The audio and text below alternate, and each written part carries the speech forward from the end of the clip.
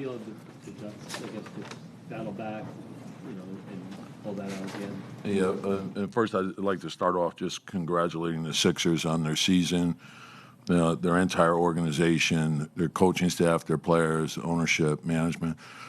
Every game was hard fought. It was a great series. Each game could have gone either way, but it was a hard fought series, and we're fortunate. And now we know we got to get ready for Indiana. Questions? I'm sorry, Steve. I was going to say, just for you guys, some of the big plays at the end there. Yeah.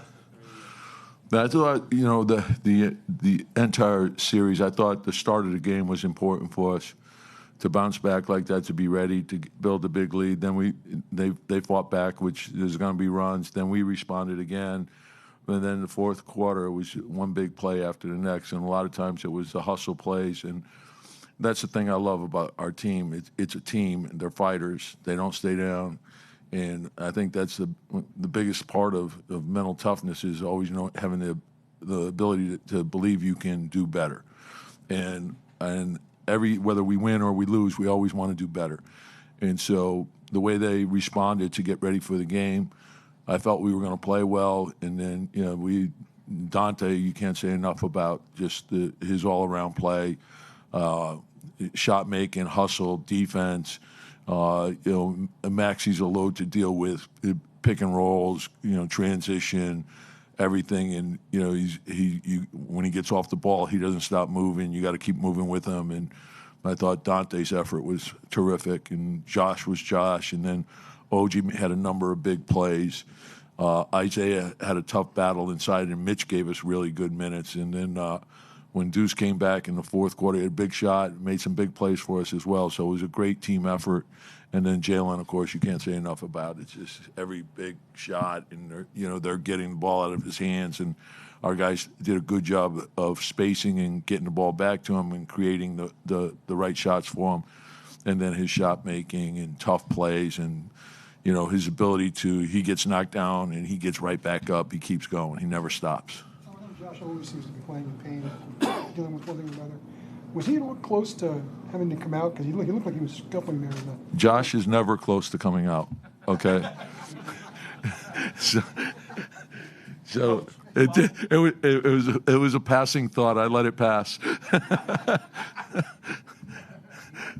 shoot well from beyond the arc in the regular season, postseason. Obviously tonight he's been knocking down big threes. Yeah, he's a player, and he's put a lot of time into his shooting. I always feel like, I don't know what it is about him. There's so many intangibles that he has that makes your team good, and I always have the belief that when it's a big shot, it's going in. He just has that ability. Or you need an offensive rebound, he's going to go through 4 or 5 people to go get it. Or it's a loose ball, he's going to make something happen. So he's just a fierce competitor, and he has the ability to think on his feet. And I think those are huge assets for our team. What went behind the decision to put Dante on Tyrese? So there's when you play them, because of what you're doing, you're not going to have any one guy. We started off with OG on him, and then we went to Josh, and then Dante had him at times, Deuce had him at times, but there's also a lot of rotation involved. So we thought, let's try it. We just kept going to give him different looks was the main thing. And then you're still in rotation, so you still got to have other guys get to him. And I thought our communication today was a lot better. How about the way that they attacked the rim? I know that was the last time I asked you a question. That was a real big important part of what you wanted the team to do. Yeah, I think we wanted to attack them before they got set, and then they got set to keep them moving, and then hit the paint and attack the rim. And when they, Embiid's a defense unto himself with his rim protection, and he's got great hands, and so you just got to make your rim reads correctly. So we have to space off that, and you got to have the ability to spray the ball out and create good shots for each other. And when we do that, good things come from it. But they're a heck of a defensive team. They're long, they're athletic, they're quick. They changed things up, so a lot of credit to them. But I thought our guys responded well.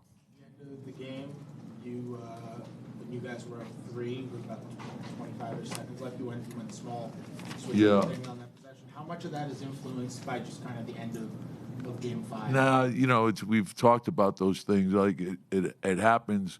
So because it would happen, maybe there was, like you're more in tune with it, but you're in the same situation. Like I thought that's why I was saying our communication was a lot better today in all areas.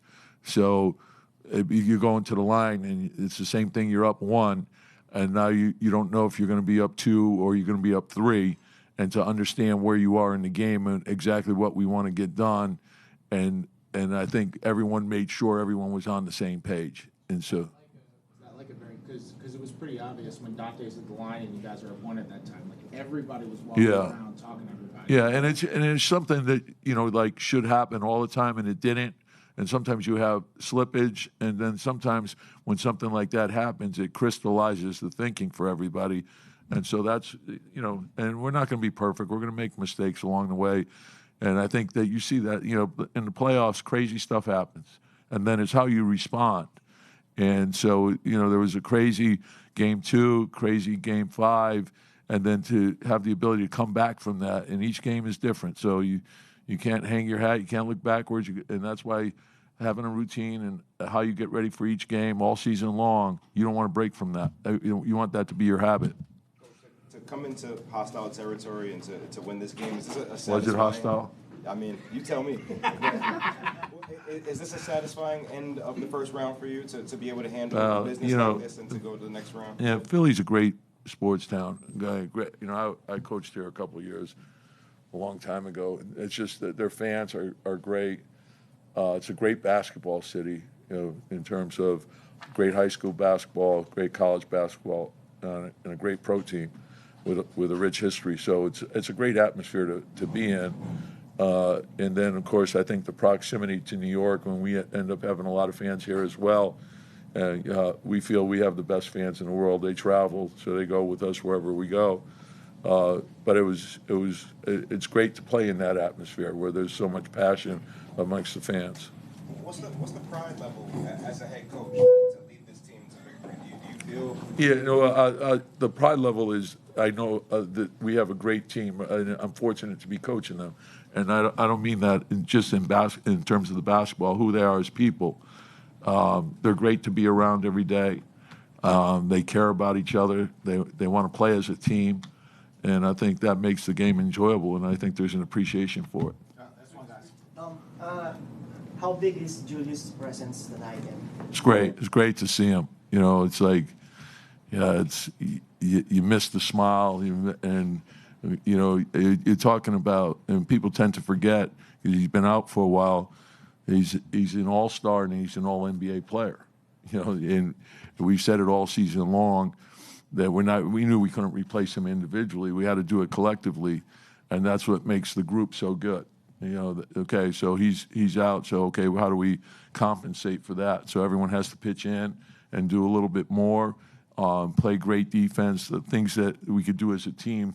That there are nights Julius can get you 40 points and 20 rebounds and 10 assists. So you're not replacing that individually. But it was great to see him. He's in good spirits, and he's on his way. This is one of the craziest, most competitive first-round series that a lot of people remember. And what does it do for you guys going forward that you had to go through?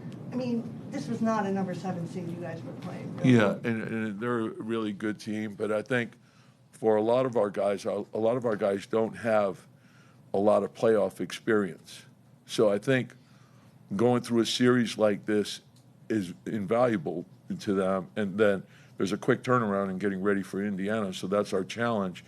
But to understand in the playoffs, there's high intensity, there's a lot of emotion in it, and crazy things can happen, and good and bad, and you got to be ready to handle both, and you got to keep moving forward, but you can't change your approach.